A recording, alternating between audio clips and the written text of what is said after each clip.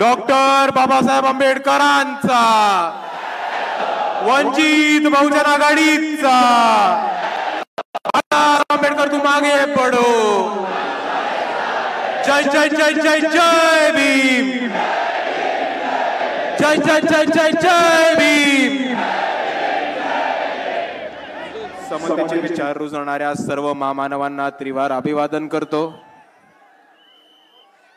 मंचावरती उपस्थित सर्व मान्यवर, तसेच इथे उपस्थित माझ्या माता भगिनी, वडीलधारी मंडळी, या चळवळीतले साथीदार आणि तसेच भारताचे संविधान मानणारे या देशातल्या प्रत्येक नागरिकाला माझा जय जिजाऊ, जय शिवराय, जय ज्योती, जय क्रांती, जय लहूजी, जय मल्हार, अस्सलाम वालेकुम आणि जय भीम.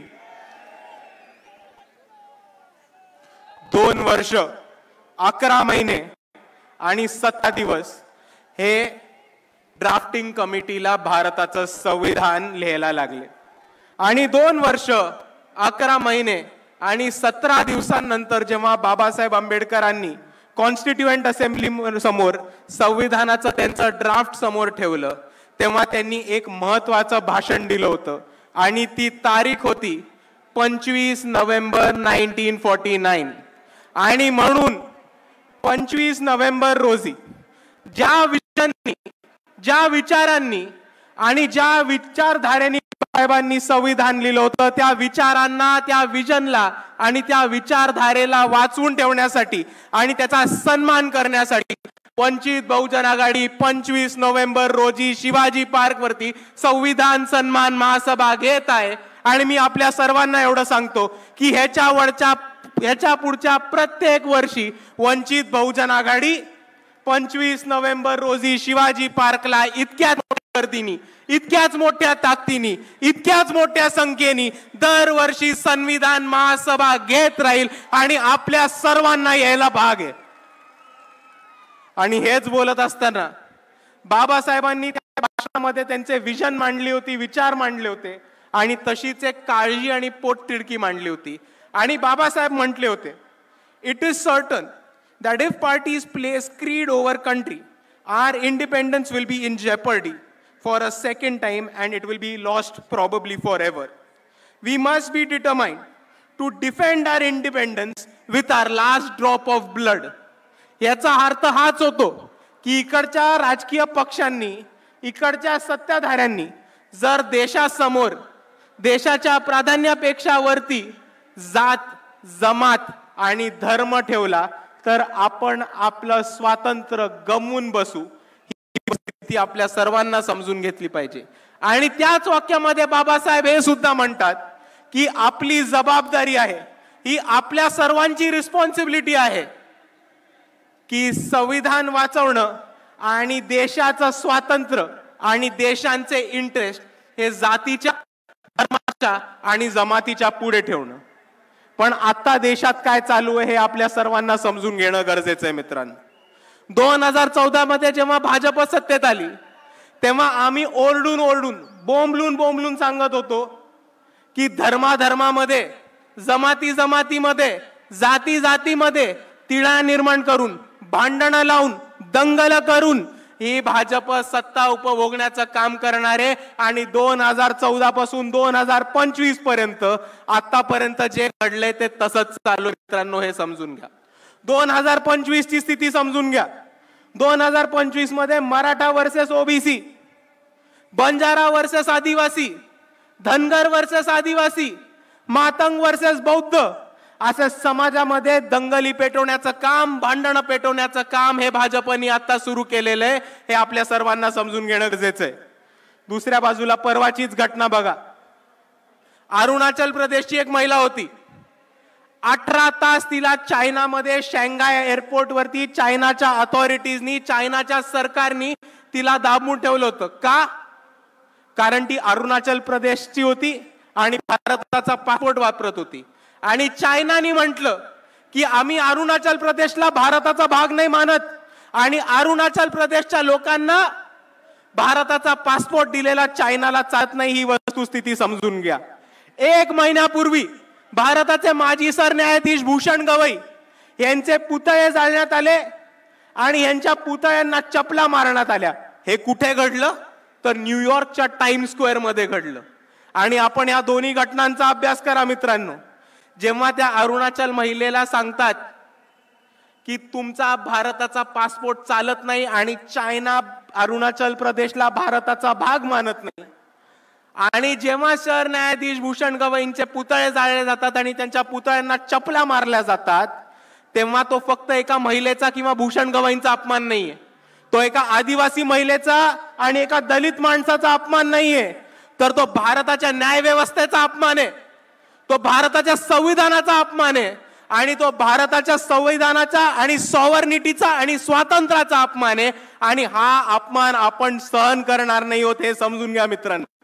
हेच बोलत असताना दुसऱ्या बाजूला एक गोष्ट समजून घ्या की इकडे नरेंद्र मोदी स्वतःला 56 इंची छाती असलेलं म्हणतात, अमित शहा स्वतःला खंबीर खमक असे गृहमंत्री म्हणतात, पण हे दोघं सत्तेत असताना आज चायना अरुणाचल प्रदेशला भारताचा भाग मानत नाही आणि भारताच्या सरन्यायाधीशच्या पुतळ्याला चपला मध्ये मारल्या जातात. आणि म्हणून मी अमित शहा आणि नरेंद्र मोदींना आवाहन करतो की जर तुमची छाती खरंच 56 इंची असेल, जर तुम्ही खरंच खंबीर हिम्मतवाले आणि डरपोक गृहमंत्री नसलात, तर तातडीने चायनावरती ऍक्शन घेऊन दाखवा, फॉरेन पॉलिसीनी चायनाला सबक शिकवून दाखवा. आणि दुसऱ्या बाजूला ज्या ज्या भारतीयाच्या नागरिकांनी, ज्या ज्या एनआरआयनी भूषण गवईंच्या पुतळ्याला चप्पल मारायचा प्रयत्न केला, त्यांचे व्हिसा आणि पासपोर्ट रद्द करून दाखवा. मग आम्ही मानू की तुमची छाती खरंच 56 इंची आहे आणि मग आम्ही मानू की अमित शहा मध्ये खरंच दम आहे. नाहीतर तुम्ही समजून घ्या, 5-25 चायना करून काही नाही होत. चायनाला उत्तर द्यायचं असेल तर ताकदीने उत्तर द्यायला लागणार आहे, हे आपण समजून घ्या. आणि दुसऱ्या बाजूला मोदी आणि अमित शहा हे एनआरआयच्या विरुद्ध आणि अमेरिकेत बसलेल्या एनआरआयच्या विरुद्ध ऍक्शन नाही घेणार, कारण हेच एनआरआय लोक आहेत जे भाजपला युएसए मध्ये बसून भरघोस पैसा पोचवतात, हे आपण दुसऱ्या बाजूला समजून घ्या. आणि भारतामध्ये आणि अमेरिकेतल्या गोष्टी बोलत असताना परवाच एक रिपोर्ट आलाय की $3,30,000 हे RSS नावाच्या अनधिकृत टेररिस्ट ऑर्गनायझेशननी युएसए मध्ये स्क्वायर पॅटसन बॉक्स नावाच्या एका कंपनीला दिले होते लॉबिंग साठी आणि युएसए मधली निर्णय प्रक्रिया बदलण्यासाठी. आणि दुसऱ्याच बाजूला याच RSSनी दिल्लीमध्ये 150 कोटीचं केशव कुंज नावाचं ऑफिस उभं केलं, हे आपण समजून घ्या. आता मला एक प्रश्न सांगा की जी संघटना जिची कोणती रजिस्ट्रेशन नाहीये, ज्याची कोणती नोंदणी नाहीये आणि जी भारताचं संविधान मानत नाही, ही संघटना $3,30,000 युएसए ला कसे पाठवते? ही संघटना 150 कोटीचं ऑफिस दिल्लीमध्ये कसं बांधते? आणि जर इकडच्या सरकारकडे त्याची उत्तरं नसतील, जर इकडच्या इन्कम टॅक्स डिपार्टमेंटकडे त्याची उत्तरं नसतील, तर ही एक धोक्याची घंटा ही आपण सर्वांनी समजून घेतली पाहिजे. आणि हीच धोक्याची घंटा वंचित बहुजन आघाडीने ओळखली होती. म्हणून भारताच्या इतिहासामध्ये RSSच्या कार्यालयावरती पहिला मोर्चा जर कोणी काढला असेल तर तो फक्त आणि फक्त वंचित बहुजन आघाडीने काढला होता. आणि हा मोर्चा काढताना आम्ही RSSला 3 गिफ्ट देणार होतो. पहिलं गिफ्ट होतं भारताचा ध्वज, आपला तिरंगा. आणि आमचं हे म्हणणं होतं, तुम्ही तिरंगा मानत नाही, आम्ही तुम्हाला तिरंगा गिफ्ट करतो आणि तुम्ही तुमच्या कार्यालयावरती तिरंगा लावणं सुरू करा. दुसरं आमचं गिफ्ट होतं भारताचं संविधान. आणि आमचं हे म्हणणं होतं की तुम्ही भारताचं संविधान मानत नाही, आम्ही आमच्या वतीने तुम्हाला एक संविधानाची प्रत देतो, तुम्ही ते संविधान वाचा, समजा आणि संविधानाच्या हिशोबाने चालत राहा. हा आमचा दुसरा त्यांना गिफ्ट होता. आणि नोंदणी नसलेल्या ह्या संघटनेला आमचं तिसरं गिफ्ट होतं पब्लिक रजिस्ट्रेशन ऍक्ट. हे सांगण्यासाठी की तुमची नोंदणी नाही झाली आहे, हे महाराष्ट्र राज्याचं पब्लिक रजिस्ट्रेशन ऍक्टची कॉपी आहे, ही वाचा, ही समजून घ्या आणि तुम्हाला ह्या पब्लिक रजिस्ट्रेशन ऍक्ट खाली स्वतःला रजिस्टर करून घ्या. पण RSSचा एकही माणूस आला नाही आणि RSSच्या कोणत्याही माणसाने हे गिफ्ट स्वीकारलं नाही. आणि त्याच्यावरनं आम्हाला हे साफ झालं की RSS नोंदणी करायला नकार देतेय, RSS तिरंगा लावायला नाही देतेय आणि RSS संविधान वाचायला आणि संविधान मानायला नकार देतेय. आणि जे संघटना या देशामध्ये संविधान मानत नाहीत, स्वतःला रजिस्ट्रेशन करत नाहीत आणि स्वतःला तिरंगा फडकवण्याची हिम्मत करत नाहीत, त्याला आम्ही दहशतवादी आणि टेररिस्ट ऑर्गनायझेशनच म्हणणार. आणि आपला जो मोर्चा झाला होता, आपल्या मोर्चा धास्ती RSSनी घेतलीये. आपल्या मोर्चाची धास्ती बरोबर RSSनी घेतलीये.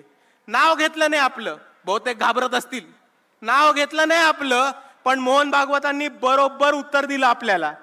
आणि ते काय म्हणाले की आमची नोंदणी ही आमची स्थापना ही ब्रिटिश काळामध्ये झाली होती, म्हणून भारत स्वातंत्र्य झाल्यानंतर आम्हाला परत नोंदणी करायची गरज नाही.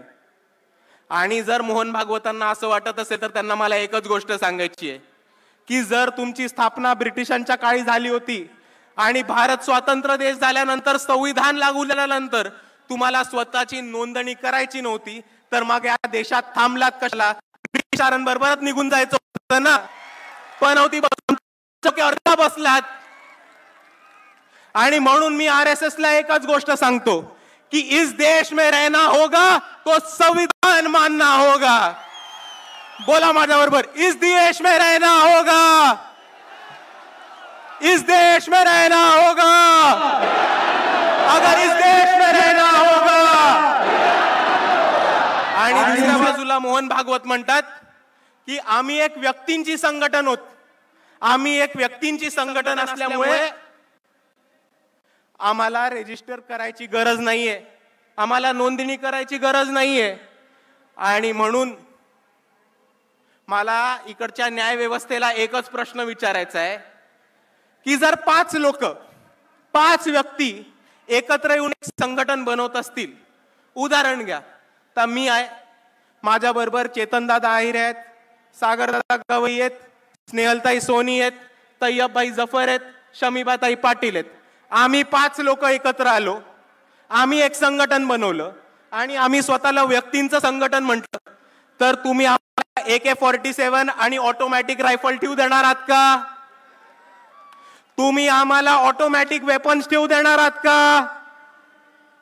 तुम्ही आम्हाला जिल्ह्यामध्ये तालुक्यामध्ये संघटन बनवू देणार आहात का? तुम्ही आम्हाला जिल्ह्यामध्ये तालुक्यामध्ये चंदा इकट्ठा करू देणार आहात का? आणि या चंदा इकट्ठा केल्यावरती आम्हाला टॅक्स माफ करणार आहात का? हे इकडच्या न्याय व्यवस्थेने आम्हाला सांगितलं पाहिजे.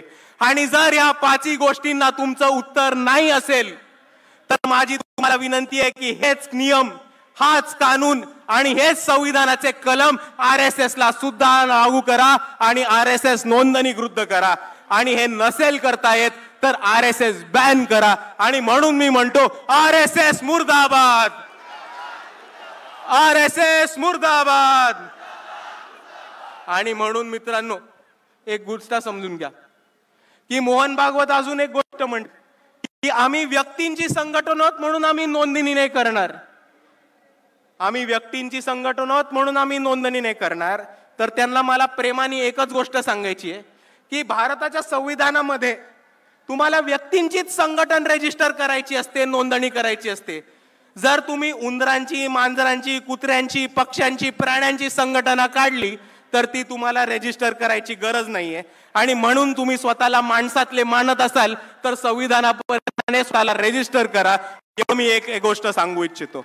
आणि मित्रांनो म्हणून मी दरवेळेस म्हणत राहतो की या भारतामध्ये जर कोणी RSSला थांबवू शकणार असेल, जर कोणी BJPला हरवू शकणार असेल आणि जर कोणी मनुवादाला अंगावर घेऊन त्याला हरवू शकणार असेल तर ते फक्त आणि फक्त या देशातले आंबेडकरवादी आहेत. त्याच्यापेक्षा अजून कोणामध्ये दम नाही. आणि संविधानाचा सन्मान करायला, संविधानाचा गौरव करणारा आणि संविधानाची बाजू घेऊन लढणारा कोणता पक्ष असेल तर तो फक्त एकच पक्ष आहे, तो फक्त एकच नेता आहे, ते म्हणजे बाळासाहेब आंबेडकर आणि वंचित बहुजन आघाडी. आणि कोणताही मुद्दा असो, कोणताही आंदोलन असो, वंचित बहुजन आघाडी लढत राहतं. आमचा एक आमदार खासदार नाही, आमचा एक मंत्री नाही, संत्री नाही, तरी लोकांचे प्रश्न सोडवण्यासाठी, आंदोलन करण्यासाठी, मोर्चे काढण्यासाठी आणि या व्यवस्थेला घेराव घालून लोकांना न्याय मिळवून देण्यासाठी कोण लढत असेल तर ते फक्त वंचित बहुजन आघाडी लढतीये. लोकांचे प्रश्न सोडवण्यासाठी मुंबईमध्ये SRAच्या विरुद्ध मोर्चा काढणं, अडाणीच्या मिरिटाच्या विरुद्ध मोर्चा काढणं, प्रदूषणाच्या विरुद्ध मोर्चा काढणं, गायरांच्या विरुद्ध मोर्चा काढणं, कंडक्टी भरतीच्या विरुद्ध मोर्चा काढणं जर कोणी केलं असेल तर ते वंचित बहुजन आघाडीने केले, अजून कोणी करू शकलेलं नाही. दुसऱ्या बाजूला इथे उभं राहून बोलतो, त्यांच्या घरासमोर उभं राहून बोलतो की जेव्हा या मनसेनी मस्जिदीवरचे भोंगे काढायचा प्रयत्न केला होता तेव्हा मनसेच्या भोंग्यामधली हवा काढायचं काम हे वंचित बहुजन आघाडीने केलं होतं. जेव्हा टिपू सुलतान आणि औरंगजेबचे फोटो लावण्यासाठी इकडच्या मुसलमान युवकांना अरेस्ट करण्यात येत होतं, टॉर्चर करण्यात होतं, तेव्हा ही वंचित बहुजन आघाडी होती ज्यांनी टिपू सुलतानचा फोटो छत्रपती शिवाजी महाराज, छत्रपती शाहू महाराज, महात्मा ज्योतिबा फुले, डॉक्टर बाबासाहेब आंबेडकरांच्या फोटो मध्ये लावला होता आणि आम्ही या सरकारला चॅलेंज दिला होता. दुसऱ्या बाजूला हेच ते बाळासाहेब आंबेडकर होते जे औरंगजेबच्या मजारीवरती गेले होते आणि या व्यवस्थेला, RSSला आणि BJPला चॅलेंज दिला होता की इकडचे मुस्लिम पोरं तर फक्त स्टेटस ठेवतात, आमच्या स्टेजवरती टिपू सुलतानचा फोटो आहे, बाळासाहेब औरंगजेबच्या मजारीवरती गेलेत, तुमच्यामध्ये हिम्मत असेल तर आमच्या विरुद्ध ऍक्शन घेऊन दाखवा. आणि एका बाजूला अजून एक धर्मांध ताकद आहे जी बाळासाहेबांचा औरंगजेबच्या मजारीवरचा फोटो काढते आणि काय झालं की बाळासाहेबांचा तो औरंगजेबवरचा फोटो पुढे काढते. या कट्टर हिंदुत्ववादी लोकांना, या धर्मांध लोकांना मला एकच गोष्ट आठवण करून द्यायची आहे की तो कोरोना काळ आठवा, जेव्हा या महाराष्ट्रामधली आर्थिक परिस्थिती ढासळली होती आणि या महाराष्ट्रामधले सगळे मंदिरं बंद पडली होती, तेव्हा हे तेच बाळासाहेब होते ज्यांनी पंढरपूरमध्ये विठोबाच्या मंदिरावरती आंदोलन केलं आणि अख्ख्या महाराष्ट्रामधले मंदिरं चालू करून देणारे हिंदू नागरिकांसाठी सुद्धा बाळासाहेब आंबेडकरच होते. आणि म्हणून मी म्हणतो की आम्ही सर्वांसाठी लढतो. कोथरूड पुणे केस आपल्याला माहिती असेल, सोमनाथ सूर्यवंशींबद्दल काय झालं आपल्या सर्वांना माहिती असेल, पण पोलिसांना धारेवरती धरून, काळा कोर्ट स्वतः चढवून, कोर्टामध्ये जाऊन कोथरूड मधल्या त्या 3 मुलींना आणि सोमनाथ सूर्यवंशींना जर कोणी न्याय मिळवून दिला असेल तर ते फक्त बाळासाहेब आंबेडकर आणि वंचित बहुजन आघाडी होती. आणि म्हणून मित्रांनो मी एवढंच सांगतो की आम्ही लढणारी लोक आहोत, मार खाणारी नाही, मारणारी लोक आहोत आणि याच्या पुढेही लढत राहू. आम्हाला साथ हवी आहे तर फक्त तुमच्या सर्वांची. एवढं म्हणून मी माझे 2 शब्द थांबवतो. आपल्या सर्वांना माझा मानाचा जय भीम, जय श्रीराम.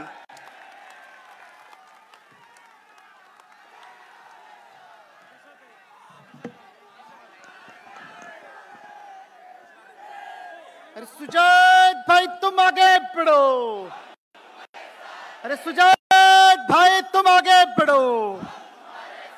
आदरणीय सुजात भाईंनी आपल्या भाषणात इथल्या असलेल्या संघवादी, मनुवादी आणि त्यासोबतच भारतीय जनता पार्टी आणि ज्या संघविरोधी विचारांच्या वृत्ती आहेत त्यांच्यावर तडाखे ओढलेले आहेतच. आणि नक्कीच इथे आलेले तमाम महाराष्ट्रातले भीमसैनिक, संविधानवादी हा मेसेज आणि ही कृतीची रेष आपल्या घरी नेतील आणि आपल्या गावापर्यंत पोहोचवतील. आणि जो लढा आणि संघर्ष आदरणीय बाळासाहेब आंबेडकरांच्या नेतृत्वात वंचित बहुजन आघाडीने सुरू केला आहे आणि औरंगाबाद मधल्या संघाच्या कार्यालयावरच्या आंदोलनामध्ये सुजातभाई नेतृत्वात जो लढा अतिशय वेगाने आणि तीव्रतेने पुढे जात आहे तो आपण सगळे मिळून पुढे नेऊया. यानंतर ज्या हातांना टाळी वाजवणारे म्हणून इथल्या मनुवादी व्यवस्थेने बिभत्सपणे बाजूला सारले होते, त्यांचं नाकारलं होतं, तेच नाकारलेले हात ज्यांना बाबासाहेबांनी सन्मानाने जगण्याची साथ दिली आणि याच वंचित बहुजन आघाडीच्या विचार मंचावर 2019च्या काळात आदरणीय बाळा